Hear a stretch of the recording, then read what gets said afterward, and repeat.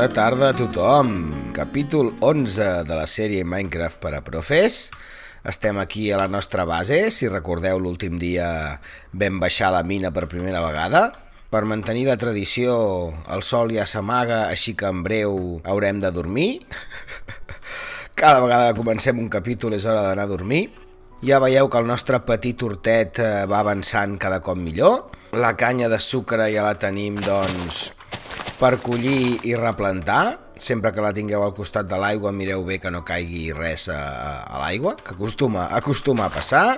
Replantem aquesta de moment perquè en necessitem més, tot i que ja us deia que aviat el que farem és transformar aquest petit hort inicial en quelcom una mica més ben fet, diguem-ne, no? Més endreçat, més polit, més productiu també, no ens enganyem, amb més coses, etc. Passem la nit, mentre explico l'objectiu del capítol d'avui.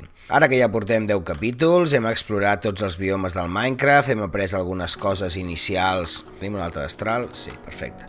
Hem après algunes coses inicials, doncs, imprescindibles per poder conèixer una mica l'ecosistema del Minecraft, des dels diferents biomes fins a tot el que és una mica el funcionament bàsic, la creació d'eines, tot el tema de la supervivència bàsica, no? Com obtenir una miqueta de menjar tant d'animal com menjar vegetal, com coure les coses. L'últim dia vam baixar a buscar minerals, doncs que ara us ensenyaré una mica tot el que vaig portar.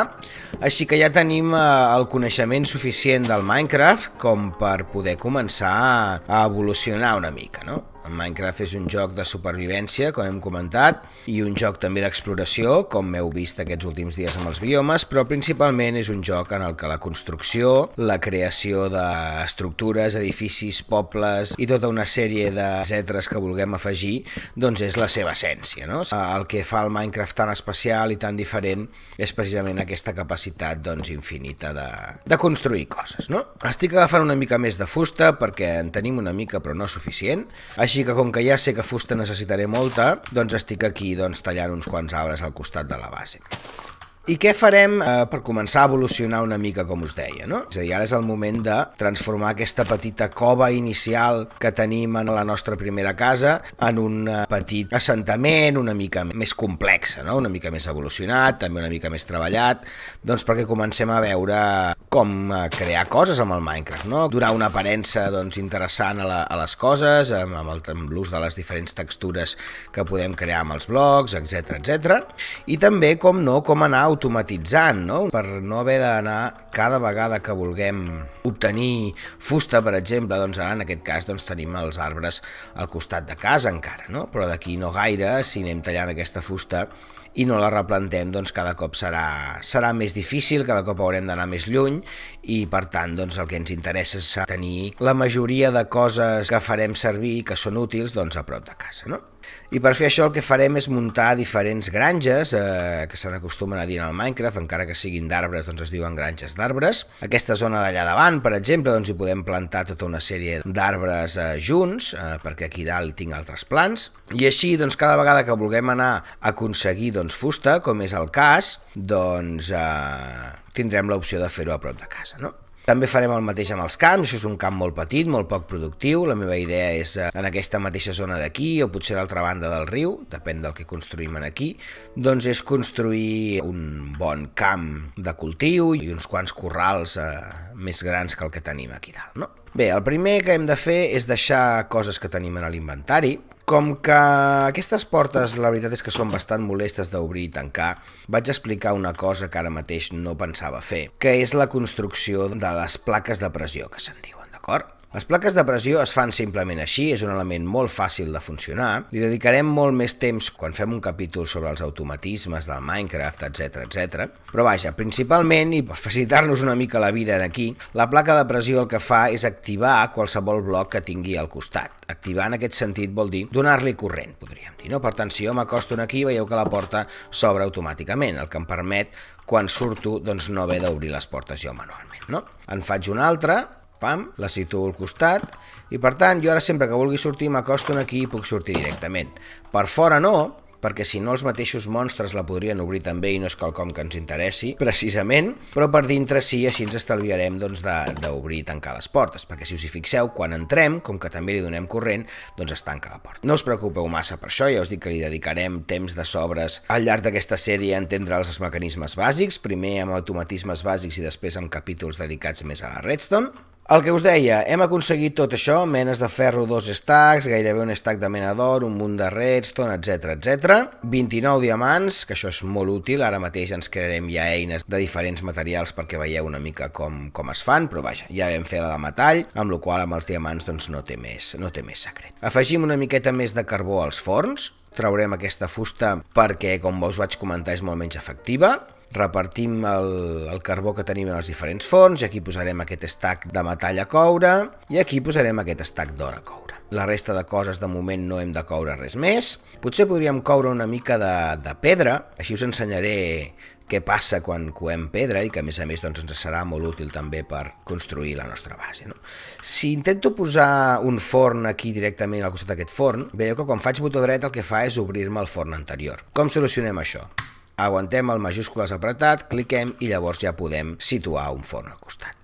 Repartim aquest carbó que ens queden aquí tenim 2 blocs més que podrem fer servir, i posem aquesta part de stack de pedra a coure. No? Veureu que llavors automàticament es transformarà en roca, això és pedra, el que sortirà és roca, i és un altre tipus de material que en realitat és exactament aquest que tenim aquí, però que en el moment en què el piquem es transforma en pedra. Per tant, això ens serà molt útil també per obtenir aquest bloc per la construcció. No? De fet, combinant grava, que és un que hem trobat a la mina, pedra i roca, ja podem aconseguir doncs, una bona combinació de textures força interessant. Com que tenim diamants, farem les eines de diamant, que és el material més dur i més ràpid que podem trobar. Fem primer un pic, fem també una pala, fem també una destral i ja que hi som, ens farem també al revés, farem també una espasa. Ja veieu que les receptes són totes iguals, simplement el que fem és canviar el tipus de material.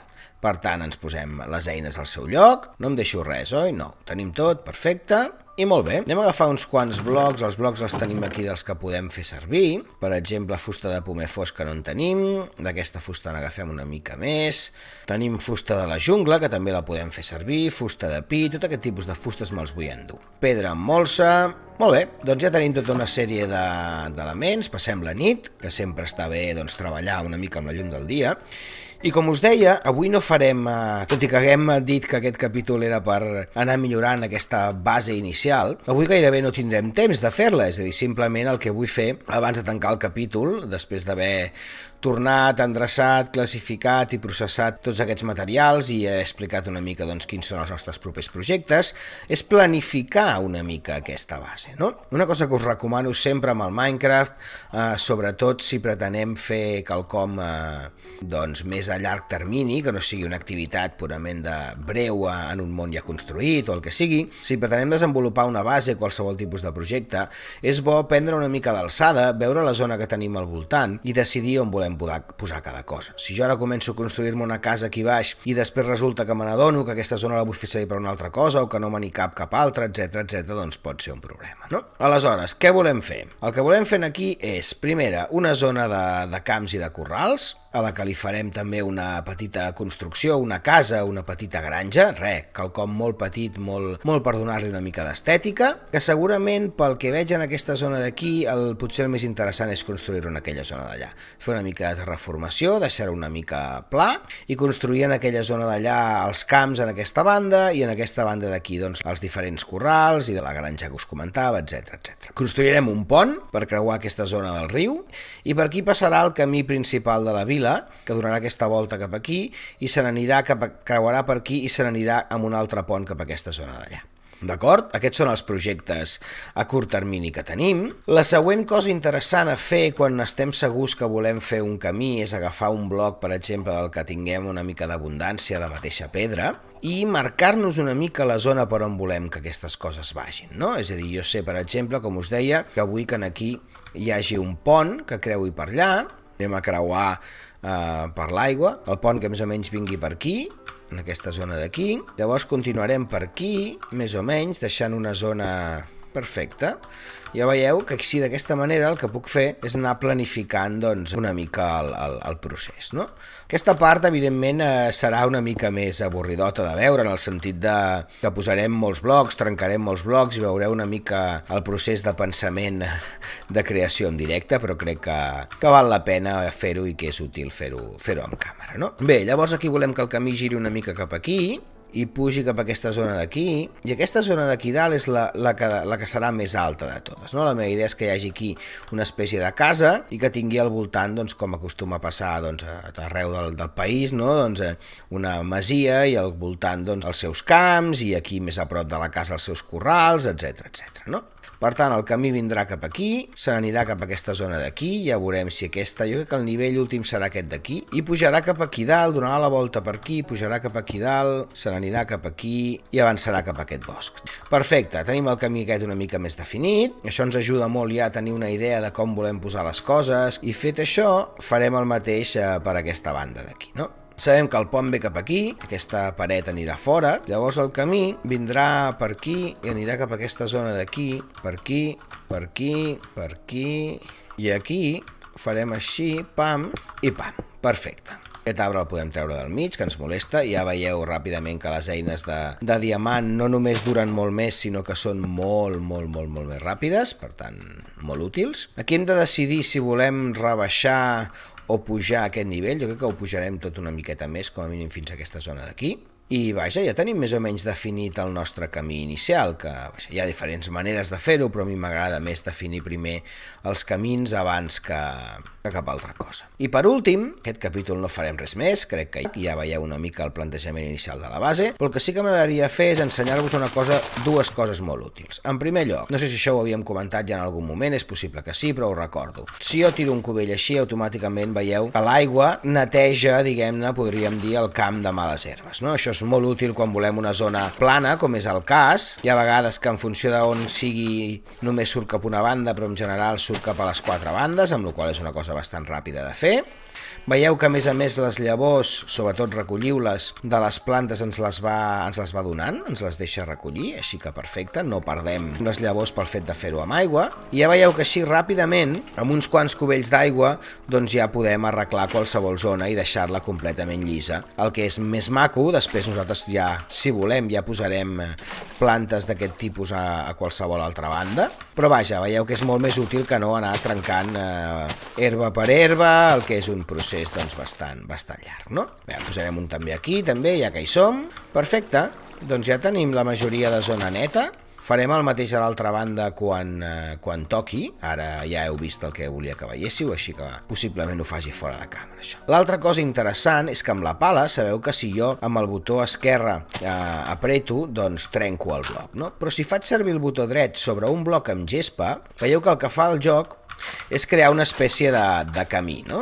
Un camí que es marca sobre la gespa i que podem anar fent doncs, al voltant d'aquests pilars que hem creat. Aquí ja doncs, cadascú ha de decidir si vol un camí més gros, més petit, o qualsevol tipus de recorregut, no? Això ja és una qüestió molt al gust del consumidor.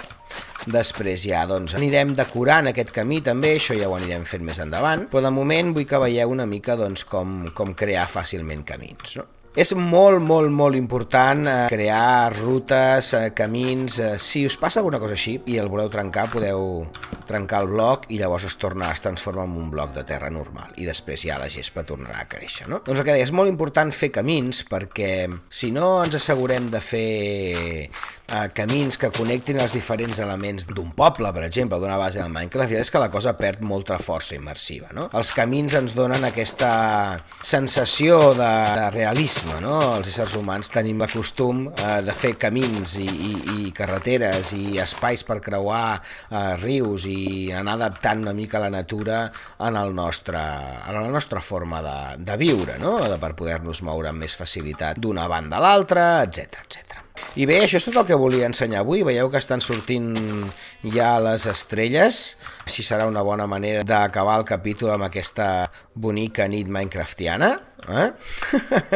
Així que em despedeixo aquí. Ja hem avançat una mica aquesta base nostra i res, a poc anem avançant. Vinga, fins aviat i un plaer.